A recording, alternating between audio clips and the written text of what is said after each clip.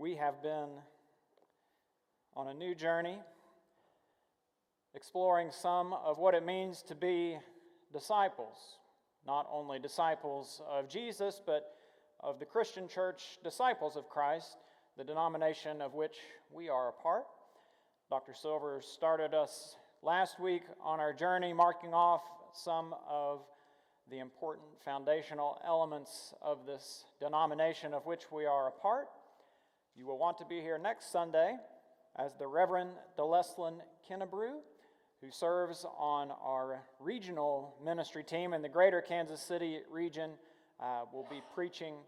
She works with new and transformational churches within the region, but with all the ministries of the region. We look forward to welcoming her next Sunday.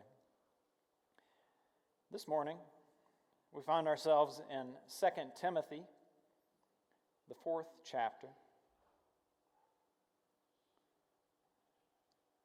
In the presence of God and of Christ Jesus, who is to judge the living and the dead, and in view of his appearing and his kingdom, I solemnly urge you, proclaim the message. Be persistent, whether the time is favorable or unfavorable. Convince, rebuke, and encourage with the utmost patience in teaching. For the time is coming when people will not put up with sound doctrine, but having itching ears, they will accumulate for themselves teachers to suit their own desires, and will turn away from listening to the truth and wander away to myths. As for you, always be sober, endure suffering, do the work of an evangelist, carry out your ministry fully. As for me, I am already being poured out as a libation, and the time of my departure has come. I have fought the good fight, I have finished the race, I've kept the faith. From now on, there is reserved for me the crown of righteousness, which the Lord, the righteous judge, will give me on that day, and not only to me, but also to all who have longed for his appearing.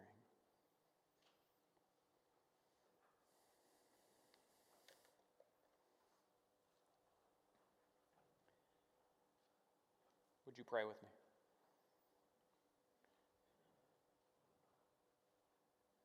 And now may the words of my mouth and the meditations of each heart be found acceptable in your sight, God, our rock and our Redeemer. Amen. I've come to find, and perhaps you have too, that some of the most important things in life are also some of the most inconvenient. Going to the doctor, or to the dentist, or to a medical specialist is extremely important. It can also be inconvenient.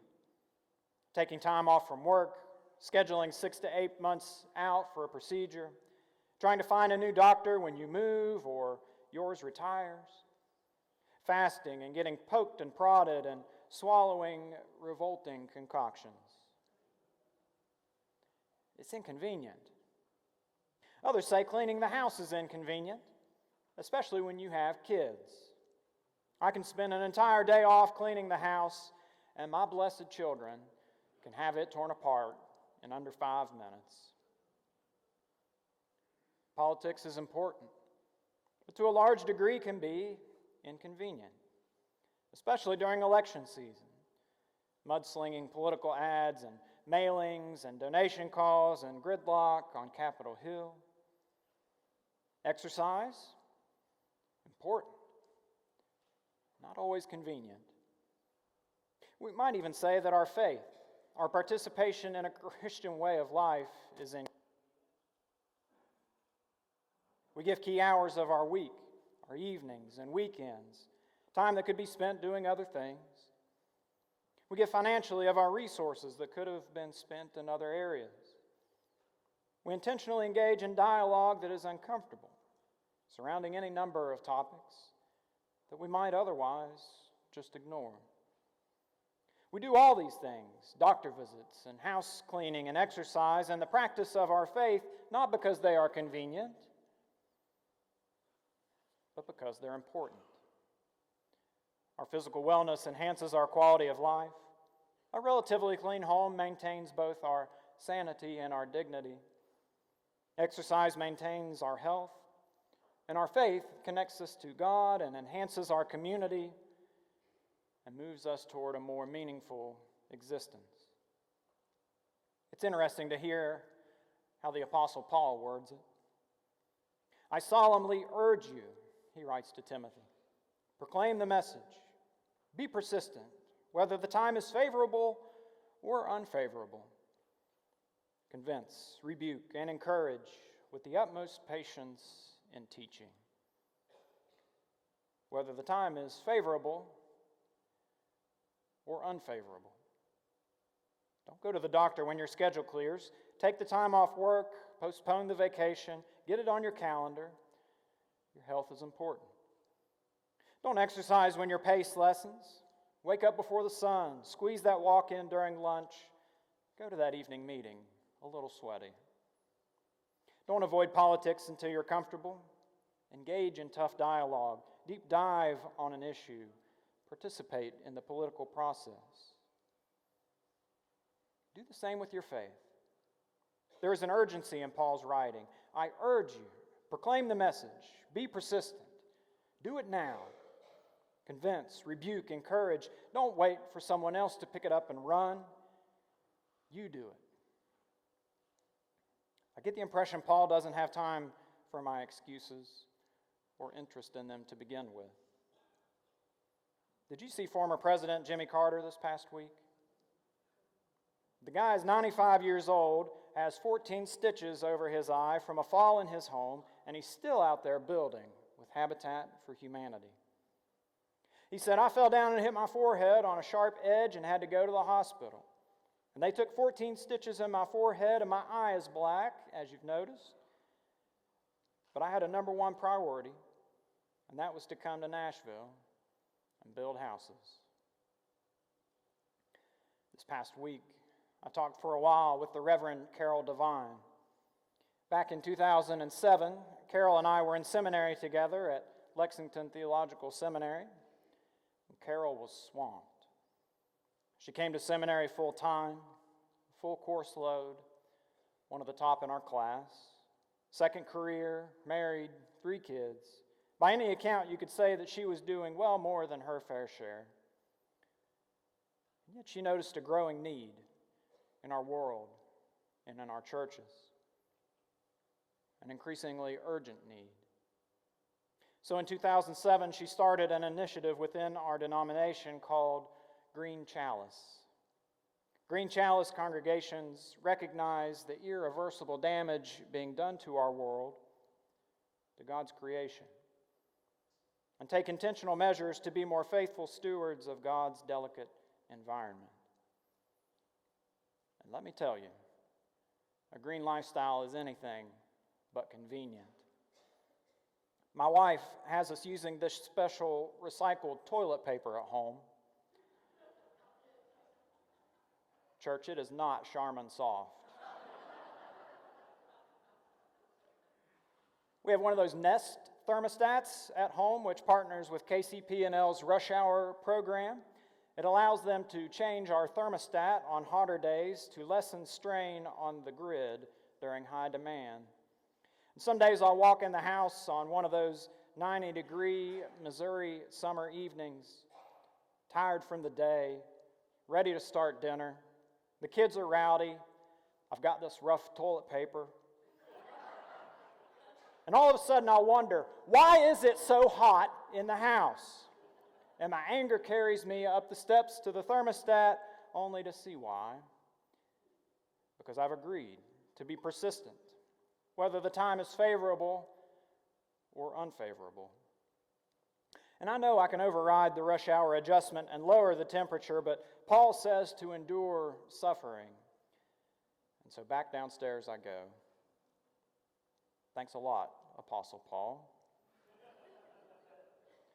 When we lived in West Virginia, we composted.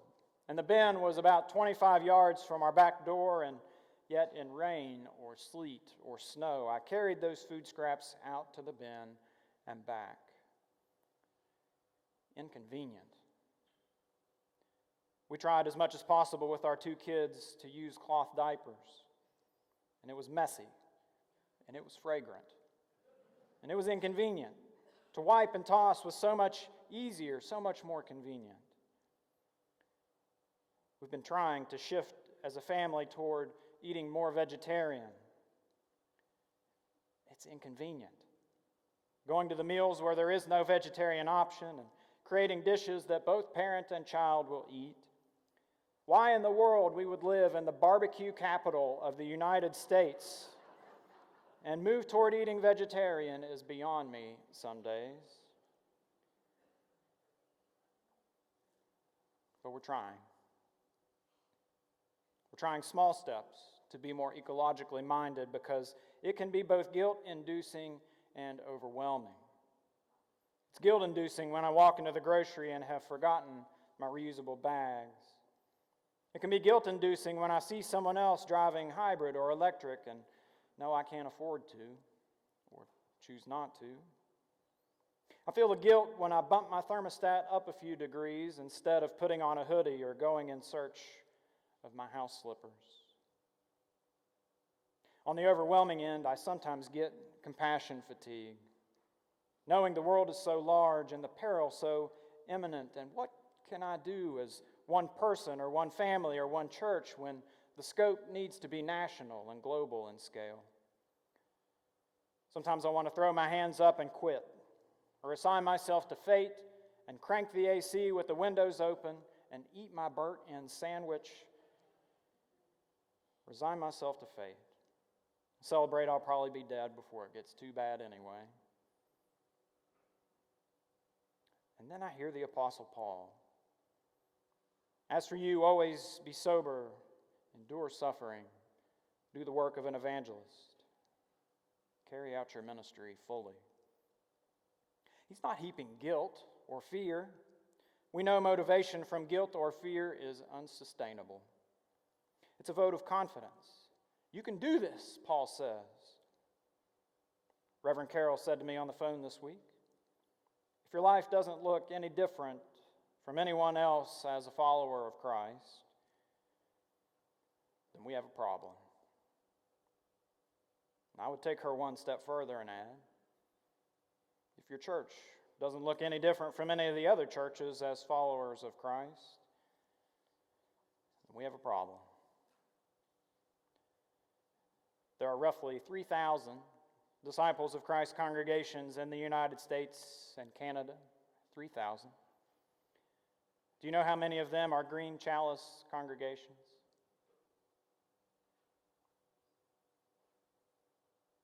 172. If my pastoral math is correct, that's roughly 5 or 6% of the denomination. There are 70 Disciples of Christ congregations in the greater Kansas City region of which we're a part. Do you know how many of them are Green Chalice congregations?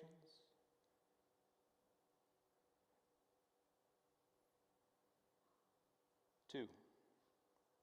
Lee Summit Christian Church and St. Andrew Christian Church in Olathe. At the 2017 General Assembly of the Christian Church Disciples of Christ, the people of the parentheses, as Matthew taught us last week, they voted to become carbon neutral by the year 2030 and carbon positive by 2035. Do you know how many congregations have officially accepted this challenge?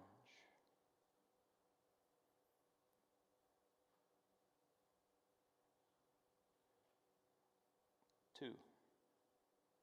Now again, if my pastoral math is correct, and sometimes it's not, this is 0.06% of the denomination.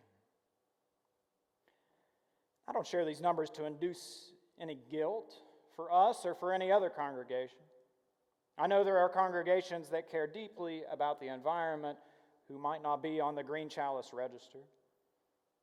I know how difficult it can be for churches to budget time and resources and just struggle to keep balanced, let alone spend on green initiatives. I offer these numbers to say that Lee Summit Christian Church has and is and continue to lead the way in the denomination on this initiative. You have long been a Green Chalice congregation. The Welcome Garden and the Welcome Orchard are part of this initiative. Lights throughout the building and most recently in our parking lot have swapped to energy-efficient LED bulbs. We recycle, we preach and educate on the issues, and yet there is so much more that we could be doing. Not out of guilt, but out of our sense of responsibility.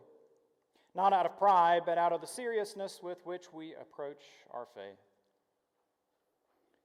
This section in 2 Timothy is one of the most intimate and personal that Paul has written.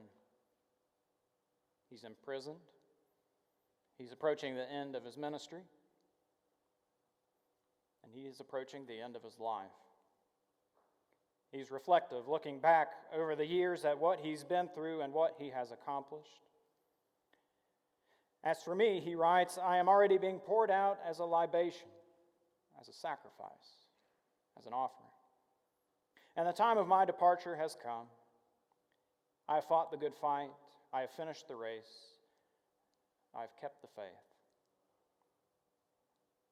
Paul knows that our lives are not a sprint, but a marathon. Paul knows we can accomplish more together than we can individually, and more across generations than we can in any one lifetime. I get the sense that Paul is both inscribing and instructing his legacy, passing the baton to Timothy, to the rest of the leadership, to the rest of the churches. I sometimes wonder about my legacy. Do you? I wonder what I'll imprint upon my children. What values? What taste? What faith? What highbrow sense of humor? Yet recently I wonder, will there be a planet for my children to inherit? How about my grandchildren? My wife wonders the same. And so she is committed to picking up the Green Team mantle that has been set here on a firm foundation by those faithful stewards who have come before. It's a concern for the environment that she picked up from her dad. It's part of his legacy imprinted upon her present out of concern for our collective future, just like Paul's picking up the torch from Jesus and now passing it on to Timothy and to others. It's inconvenient for her. On a recent evening, Katie sat across from me looking at the calendar and said, I do not have time for this. More meetings, more fundraising, more work. But it's important. And I want to do it. So I'll make the time. It's inconvenient. But it's vital work. You'll find listed in your bulletin this morning small steps you can take to increase your environmental awareness and lessen your environmental impact. And many of these take little time, and many of them are free. How much are you willing to inconvenience yourself for your faith? For the future of our planet? Before the end of the year, the Green Team will meet, and you're invited. It'll likely be in the Missouri cold of winter, in the middle of Advent, just before or after Christmas, one of the most inconvenient times of the year. It'll be worth it. Thanks be to God this day.